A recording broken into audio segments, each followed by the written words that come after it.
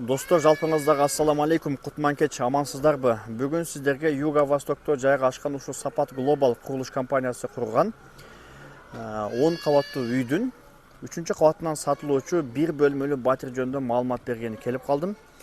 Туганда локациясы өтө жакшы. Бул жакта Макском, андан кийин Татан, бул жакта Карл Маркс мектеби жайгашкан. Жакшы райондо ушул батир сатыкка чыгып калды.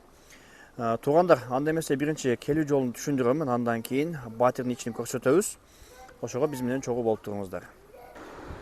Туғандар, келүү жолун жакшылап түшүндүрүп коеюн. Мен турган жер азыр Юго-Восток. Мына Макскомду ориентир алсаңыздар болот. Мына Макском соода борбору. Андан кийин бул жакта Татан. Андан өтүп 500 метр жүрүп келсеңиздер, жолдун оң жагында мына ушул пожарный жайгашкан. Ушул жол менен турганда келесте дагы ушул жерден оң жакка бурулуп, түз жүрүп барсаңыздар 200 метрден кийин ушул жакта Сапат Глобалдын курган үйү жайгашкан турганда. Андан кийин бул жакта Карл Маркс мектеби да жайгашкан. Түшүнүңүздөр окшойт. Ушул көчө менен киресиздер, кирип барсаңыздар ушул жакта жайгашкан тургандар. Достор, бисмилла деп батирге кире турган болсок, мына ушундай 38 квадрат метрдеги бир бөлмөлүү батир тургандар. Эшиктен киргенде мына ушундай кырхошка стос болот. Азырынча квартирада жашайт экен. Келип көрсөңүздөр болот тургандар. Бул жакта ажатканасы, санузел, туш түшсөңүздөр бул жакта кухнясы, сол тарапта тургандар мына ушундай ТВ зонасы менен жакшы гостевой тургандар. Бул жакта балкон бар экен тургандар. Жалпы аянты 38 квадрат метр.